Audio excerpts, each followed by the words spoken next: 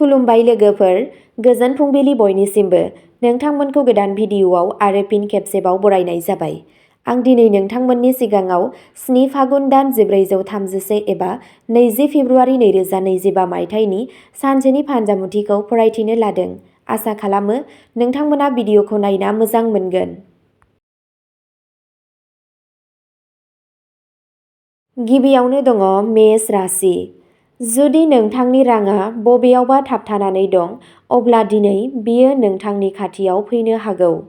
नोंथांनि पार्टनारनो गावसोरनि सायख'नाय मोनसे अनथोब हो आरो नोंनि साना मोजां जानो हागौ। सोरखारि मावफारियाफोरा मावख'गिरिफोरजों जाफुंसार जानो हादों। समाजारि बिथिङाव जाफुंसार जानो हागौ। नोंथाङा खामानिनि जायगायाव लोगोफोरनिफ्राय मदद मोनगोन। धोरोमारि आरो धोरोमारि हाबाफारिफोराव गोसो जागोन। गाज्रि जानाय आदार एबा दैनि थाखाय नोंथाङा माखासे जेंनाजों मोगा-मोगि जानो हागौ। नोंथांनि दिनैनि खाफालगोनां दिगा जादों खोला-सानजा। खाफालगोनां अनजिमाया जादों 5 आरो खाफालगोनां गाबा जादों गोथां गाब। वृषभ राशि। मोनसे जिउ राहायारि आरो फालांगियारि बिथिङाव दिनैनि साना नोंथांनि थाखाय गोदान सोमोन्दो लाखिनो थाखाय मोनसे मोजां सम।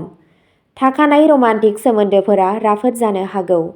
माखासे सुबुंफोरनि थाखाय मोजां मोननाया दिनै बिसोरनि दरजाखौ बुख्रुबनो हागौ।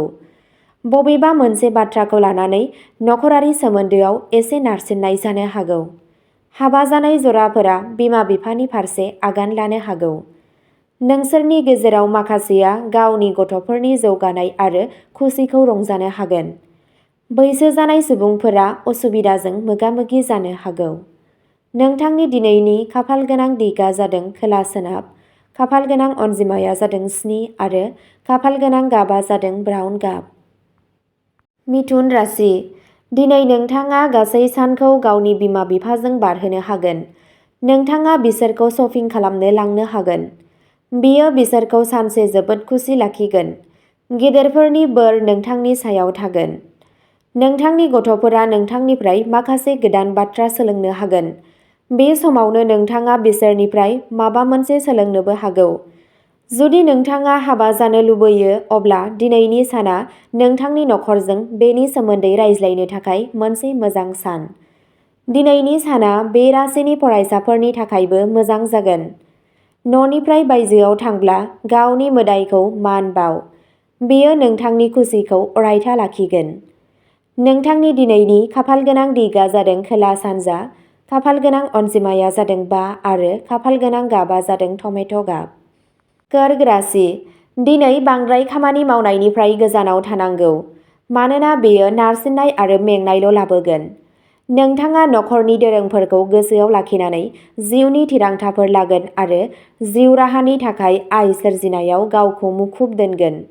आरिमु आरो देंखोनि फारसे बांसिन लुबैनाय थागोन। गावनि सावस्रिखौ जोथोन ला। नखरनि गेजेराव गोरोबलायै जानो हागौ। नोंथांनि खरसाया बांनो हागौ, जायनि जाहोनाव गोसोआरि नारसिनथाय आरो जेंनाफोर जानो हागौ। नोंथांनि दिनैनि खाफालगोनां दिगा जादों सा-सोनाब। खाफालगोनां अनजिमाया जादों 6 आरो खाफालगोनां गाबा जादों खमला गाब। सिंह राशि। गुबुन हादोरारि फालांगिजों सोमोन्दो गोनां गोरोबथाफोरखौ जोबथा खालामनो थाखाय दावबायनो बिथांखि लानाय जागोन। नोंथाङा नोंथांनि गुबुन हादोरारि सोमोन्दोफोरनिफ्राय मुलाम्फा जानो हागौ। बबेखानि हरखाबै राङारि आंखाल नुजाथिनो हागौ। नोंनि जिउ लोगोरिया नोंथांनि दावराव-दावसिनि फुंखा जागोन। गावनि मुड आरो गोजोनखौ सामलायबाय था। नोंथांनि सरासनस्रा रुटिनखौ मानिना सोलि। बबेखानि नखरनि सोद्रोमाफोरनि गोब्राब बिबुंथिफोरा नोंथांखौ सरासनस्रायै जेंना खालामनो हागौ। नोंथांनि दिनैनि खाफालगोनां दिगा जादों सा-सोनाब। खाफालगोनां अनजिमाया जादों 3 आरो खाफालगोनां गाबा जादों टमेट' गाब। कन्या राशि। दिनैनि साना थुलुंगानायजों बुंफबगोन। नोंथाङा देहायारि आरो गोसोआरि मोन्नैयावबो सावस्रि मोनगोन। नोंथाङा नोंथांनि नखरजों दावबायनायनि सानथांखि लानो हागौ। नोंथाङा सासे लोगोखौबो लोगोआव लांफानो हागोन। दिनैनि साना फालांगियारि सुबुंफोरनि थाखाय गोनांथार जानो हागौ। नोंथाङा मोनसे गोदान गोरोबथायाव सागान होनो हागौ। बे राशिनि मोजां मोनलायग्रा लोगोफोरनि थाखाय बेयो मोनसे मोजां सान जागोन। गोदैया सोमोन्दोआव थागोन। नोंथाङा नोंथांनि पार्टनारनो मोनसे मोजां अनथोब होनो हायो। थानसालियाव आखाइ खबजबनानै इसोरनि खाथियाव खर' गंग्लाय। नोंथांनि सोमोन्दोआ गोख्रों थागोन। नोंथांनि दिनैनि खाफालगोनां दिगा जादों सा-सोनाब, खाफालगोनां अनजिमाया जादों 7 आरो खाफालगोनां गाबा जादों गोमो गाब। तुला राशि, दिनै नोंथाङा दावबायनायनि खाबुफोरखौ गाज्रि जानो नाङा। लोगोफोरजों माखासे गोसो बोनो हानाय आरो गोसो गुदुं सम बारहोनो थाखाय बेयो मोनसे मोजां सान। नोंथांनि मिजिं आरो नाजानाया जोबोद मोजां जानो हागौ। खामानि मावथायाव होनाय सुबुरुनआ नोंनि थाखाय जोबोद गोनांथार जानो हागौ। नोंथाङा सासे आंगोजों लोगो मोनगोन। नोंथाङा समाजारि मान मोनगोन। सानथांखि गैयै खरसाया बांगोन। नोंथांनि गथ'फोरा जेंनाजों मोगा-मोगि जानो हागौ। दिनै अरायथा सम्पथिनि आयदाफोराव सांग्रां था। नोंथांनि बिमानि सावस्रियाव सोलाय-सोल' जानो हागौ। दिनै नोंथांनि अनजालुआ नोंथांजों सम हगारनो आरो मोनसे अनथोब मोननो आसा खालामनो हागौ।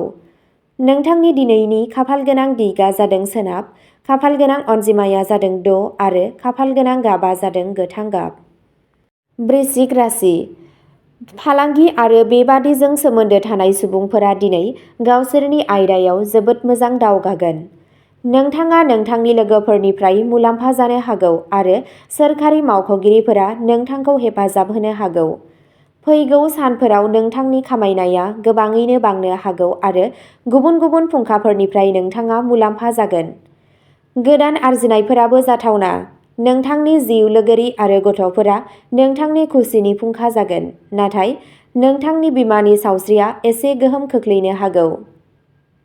नोंथांनि समाजारि थामानखौ दावगानाय आरो नोंथांनि अनसायजानाया बांनाया बाजाथावना।